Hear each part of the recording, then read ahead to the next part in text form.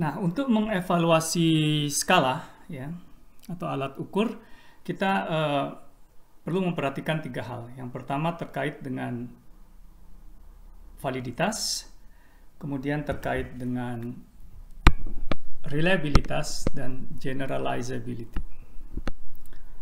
Nah, masing-masing ada turunannya lagi.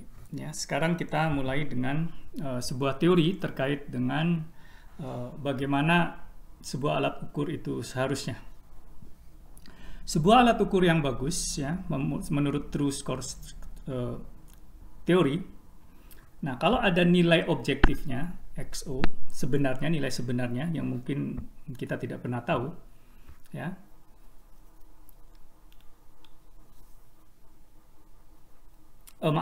Nilai yang diobservasi, ya. Jika ada nilai sebenarnya XT, ya. Jadi yang diobservasi itu sebenarnya sama dengan nilai sebenarnya yang mungkin kita tidak pernah tahu, XT, ya. True, yaitu true. O itu observed. Nilai sebenarnya dipengaruhi juga atau mendapat bias, ya, dari error sistematis, ya, dan juga error random. Contohnya apa? Ini mungkin lebih gampang kalau kita menggunakan contoh yang konkret, ya. Misalkan berat badan saya sebenarnya, ya, 59 kilo misalkan. Ini true, ya.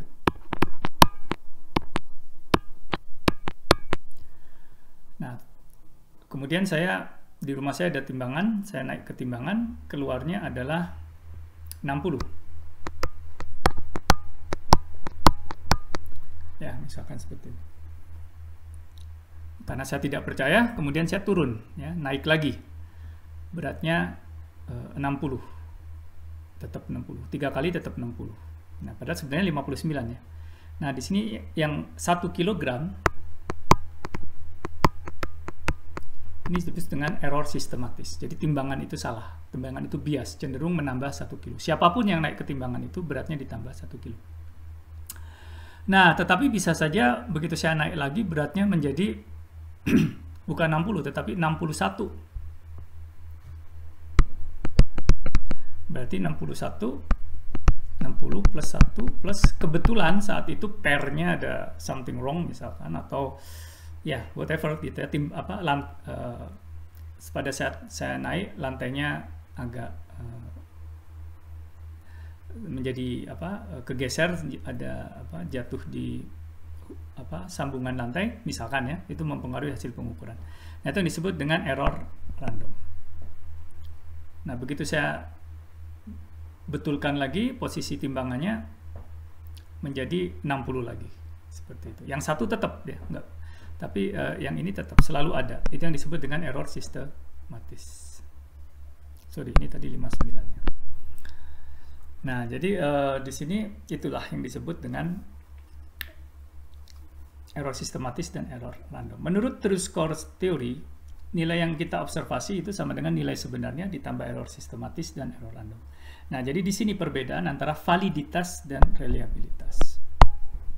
Jadi validitas terkait dengan error sistematis, sedangkan reliabilitas terkait dengan error random.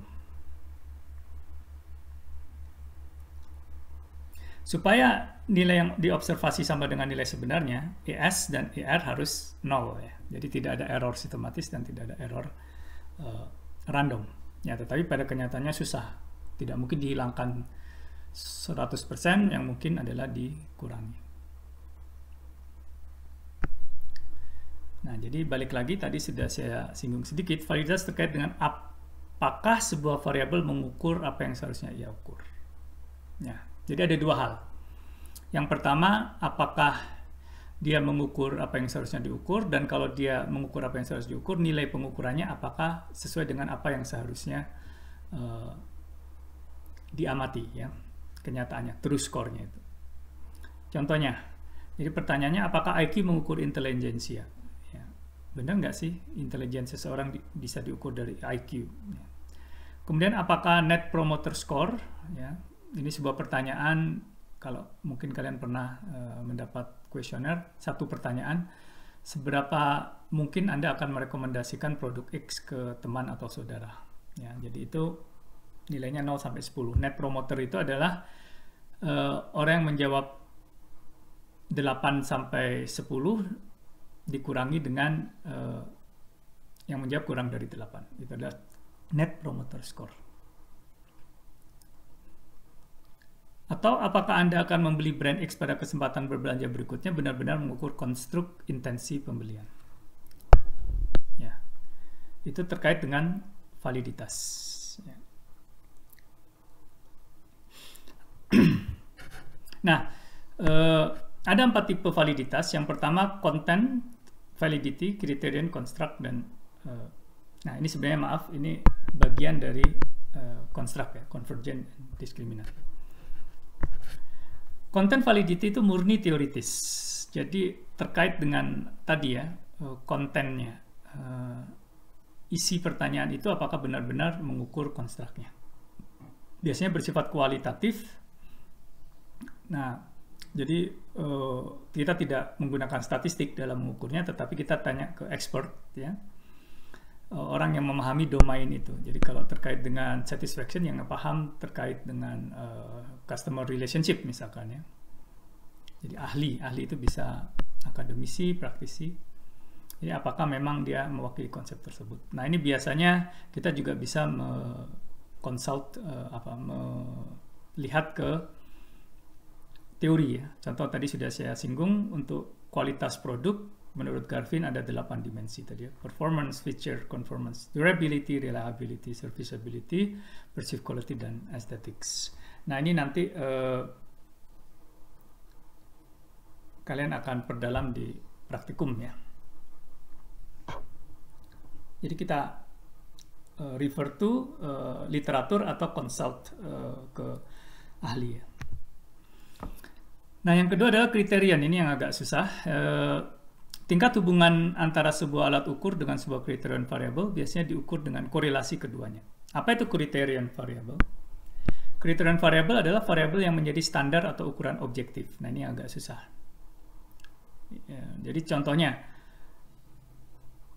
pertanyaan terkait dengan gaji atau pendapatan ya. Objektifnya apa sih? Nah jadi kalau kita mengukur pendapatan dengan pertanyaan berapa besar pendapatan Anda dalam sebulan. Nah itu alat ukur ya. Lewat kuesioner hanya bisa pertanyaan itu, karena tidak ada meteran atau apa. Nah, bagaimana kita tahu bahwa pertanyaan itu benar-benar mengukur pendapatan seseorang ya? Kita bisa bandingkan dengan catatan akuntansi, satu. Atau kita bisa bandingkan dengan SPT ya, surat pemberitahuan pajak terutang ya. Pajak tahunan, di sana akan ada semua pendapatan seseorang. Nah, kalau misalkan jawaban atas pertanyaan itu sesuai dengan SPT-nya, berarti pertanyaan itu valid secara kriterion. Nah, tapi sekali lagi susah kan? Bagaimana kita bisa membandingkan itu? Kita harus tahu SPT tiap-tiap orang kan, seperti itu. Oke. Kemudian yang kedua adalah maksud saya di dalam kriterion itu ada concurrent ya, concurrent, itu bukan concurrent ya, concurrent validity. Jika concurrent ya, jika kriterion variabel diukur pada saat yang sama. Ya, jadi GDP di bulan Juni dibandingkan dengan kenyataannya di bulan Juni. Kalau prediktif, jadi kita mengukur potensi akademik ya. Jadi apakah nilai TPA itu indikator yang baik untuk potensi akademik? Ya, kita bisa cek apakah ada korelasi antara TPA, tes potensi akademik, dengan IP-nya, misalkan seperti itu. Jika korelasinya tinggi, berarti TPA itu valid menurut predictive validity, criterion validity, tepatnya kriteria apa? Criterion validity, tepatnya predictive validity, bahwa TPA itu, tes potensi akademik, merupakan indikator untuk potensi akademik. Nilai TPA merupakan indikator konstruk potensi akademik. Kalau ternyata korelasinya positif antara nilai TPA dengan IP lulus seorang mahasiswa. Nah, yang ketiga adalah construct validity. Construct validity itu mengakses atau mengevaluasi, menilai apakah sebuah alat ukur memiliki hubungan dengan alat ukur lainnya sesuai teori. Jadi pertanyaan nomor 1, indikator 1 dan indikator 2 yang kita tadi kembangkan untuk mengukur construct yang sama, seharusnya korelasinya tinggi. Ya, karena mereka mengukur hal yang sama. Ini contohnya ya. Alat mengukur tingkat terorisme seharusnya berkorelasi negatif atau sebaliknya ya, dengan alat ukur yang mengukur tingkat demokrasi. Ya, karena sesuai teori di negara yang demokrasi terorisme minimumnya itu menurut ilmu politik misalkan seperti itu. Sebaliknya dua alat ukur yang sama-sama mengukur tingkat terorisme seharusnya memiliki korelasi yang tinggi. Jadi tingkat terorisme itu indikatornya apa sih? Nah, jadi kalau kita kembangkan dua indikator yang mengukur tingkat terorisme, harusnya kedua indikator itu korelasinya tinggi. Kenapa? Karena kan keduanya sama-sama kita kembangkan untuk mengukur terorisme. Jadi korelasinya harus positif dan tinggi. Ini contoh lainnya, alat ukur yang mengukur satisfaction seharusnya berkorelasi dengan alat ukur yang mengukur construct loyalty. Karena menurut teori ada hubungan antara satisfaction dan loyalty, hubungan positif. Nah, construct tadi, construct validity bisa dibagi dua, convergent dan discriminant. Convergent itu artinya apa? Korelasi alat ukur yang mengukur konstruk, konsep, atau trait yang sama seharusnya tinggi. Nah, contohnya tadi ya, jika indikator frekuensi kunjungan dan seberapa sering merekomendasikan adalah alat ukur yang valid bagi loyalitas, jadi jika kedua-duanya valid mengukur loyalitas, harusnya keduanya berkorelasi tinggi. Kalau keduanya tidak berkorelasi, nah, jadi ya salah satu tidak valid ya, atau dua-duanya tidak valid. Tersebaliknya, untuk discriminant validity, korelasi alat ukur yang mengukur konsep yang berbeda seharusnya rendah ya, kecuali terhadap hubungan cause effect tadi ya, misalkan loyalty dan satisfaction.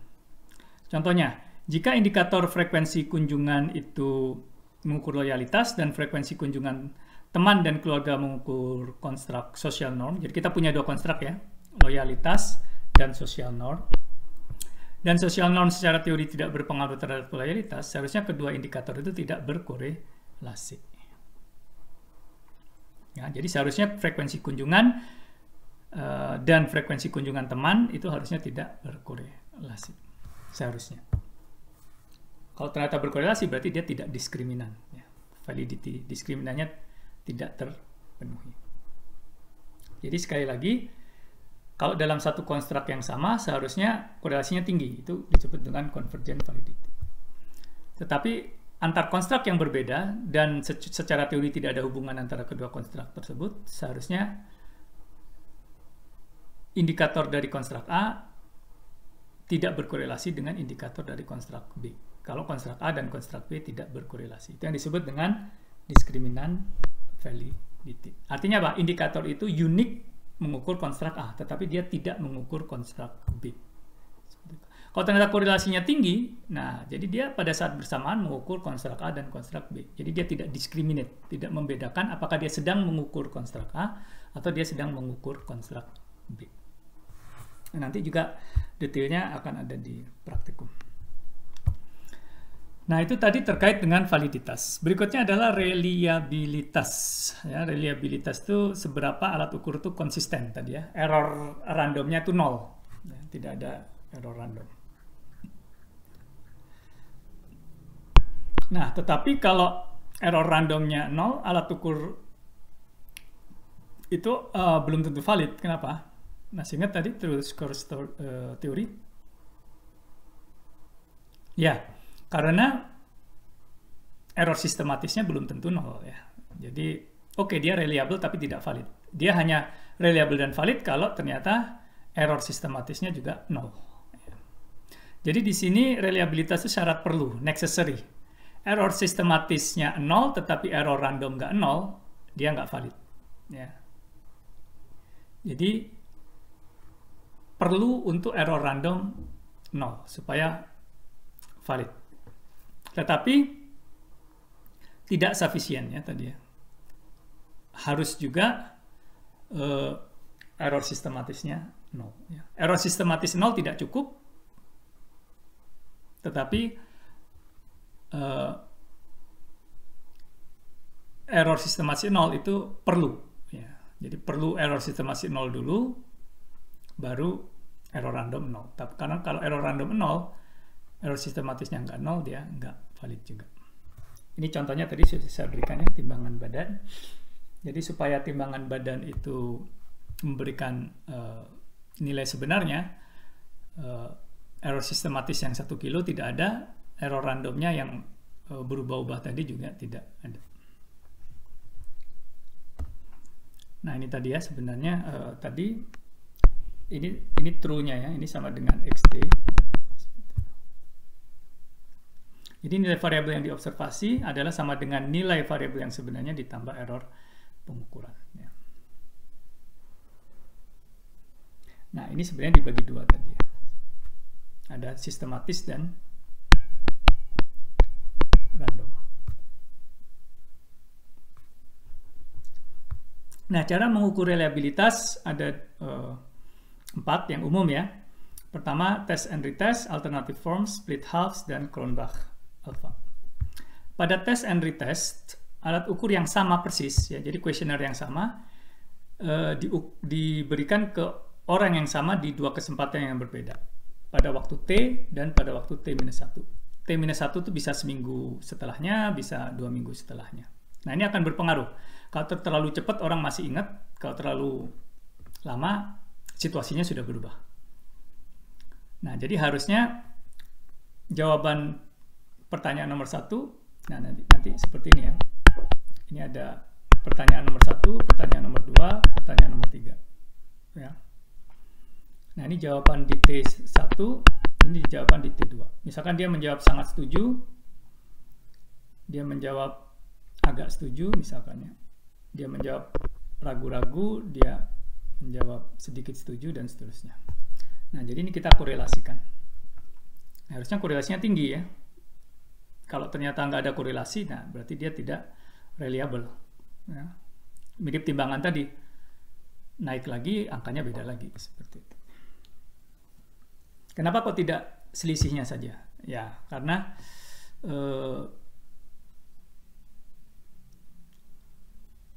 situasi mungkin sudah agak berubah sedikit. Yang penting adalah berkorelasi ya, ada hubungannya.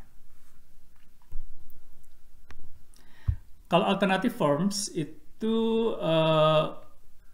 kita kembangkan alat ukur yang sama,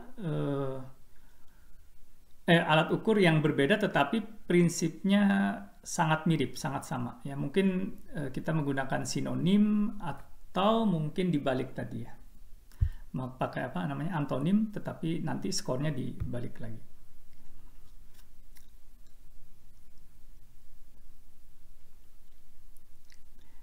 Nah, ini dilakukan pada T yang sama, tetapi pertanyaannya yang berbeda. Ya. Nah, harusnya itu tadi ya. Kalau saya menemukan hotel ini bersih, nilainya 7. Saya menemukan hotel ini kotor, nilainya harusnya 1. Seperti itu. Nah, tetapi dibalik dulu supaya korelasinya positif. Yang tadi pertanyaan negatif dibalik. Kalau 1 dia menjadi 7, kalau 2 dia menjadi 6 ya. Jadi yang pertanyaan negatif skornya dibalik dulu supaya korelasinya tetap positif. Tapi kalau dia 7 untuk kotor, maka setelah dibalik nilainya 1. Nah, korelasinya jadi negatif ya, seperti itu. Atau dia menjawab 4. Jadi mungkin tidak ada korelasi, korelasinya 0 ya. Nah, itu tidak boleh, harusnya korelasinya positif dan signifikan.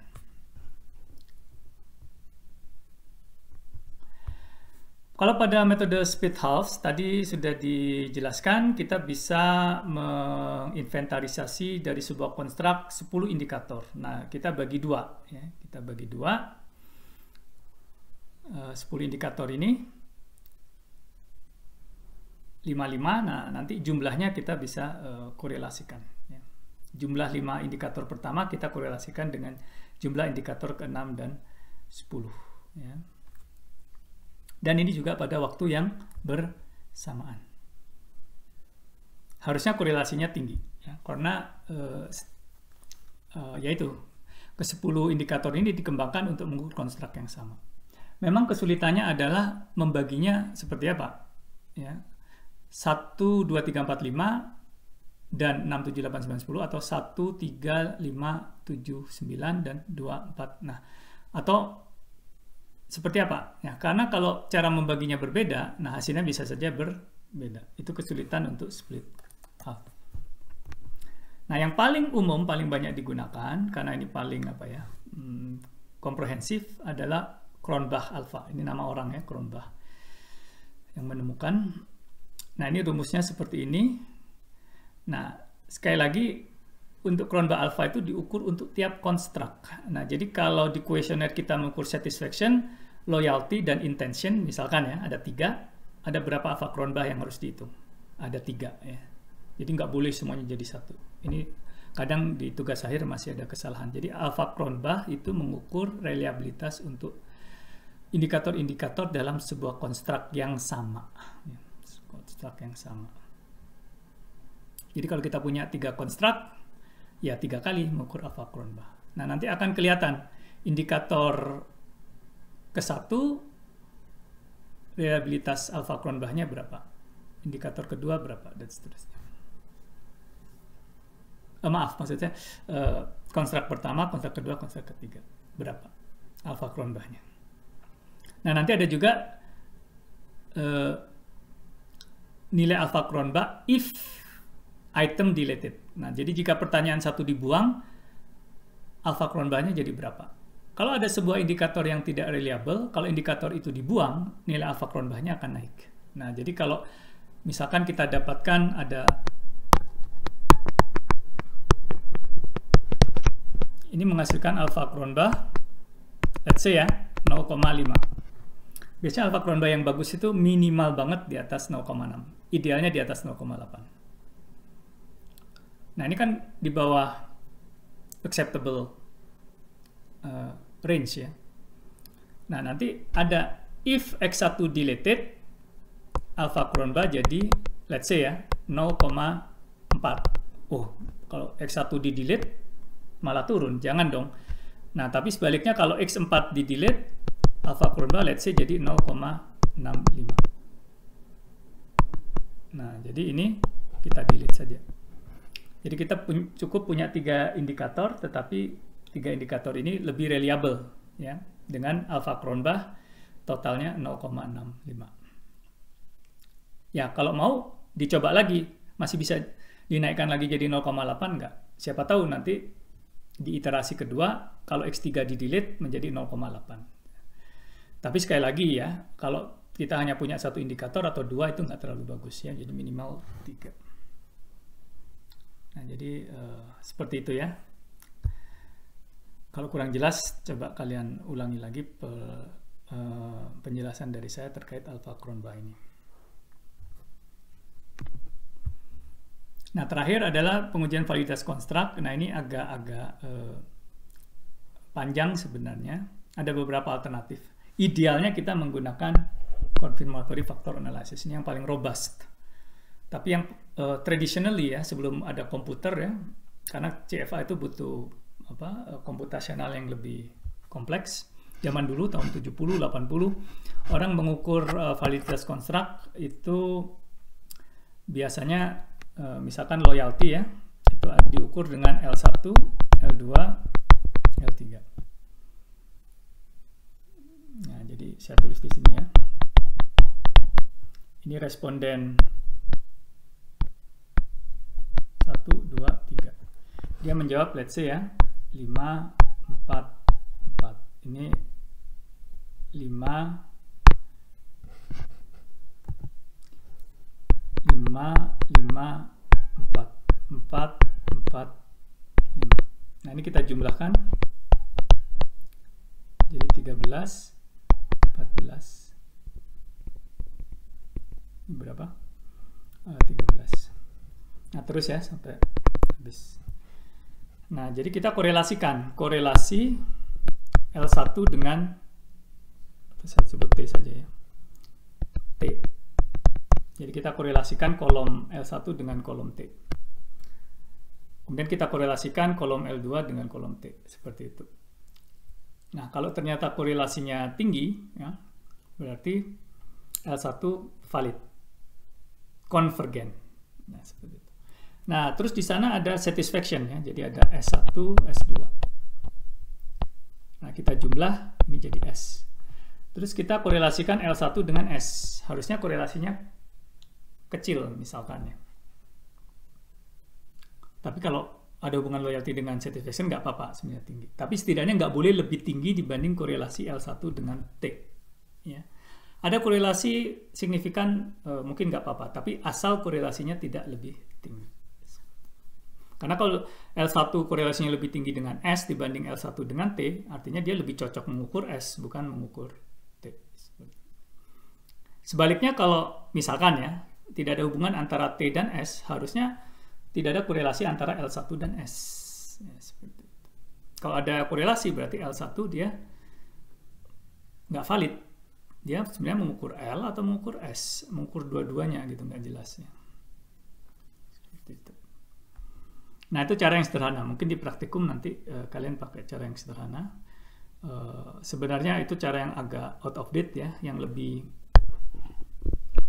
state of the art-nya adalah menggunakan confirmatory factor analysis. Tapi itu sudah agak canggih ya. Mungkin saya akan singgung sedikit di belakang. Tetapi untuk detailnya mungkin di mata kuliah yang lainnya, analisis multivariat. Baik, itulah dasar-dasar penyusunan kuesioner ya. Nanti praktisnya kalian akan lakukan di praktikum.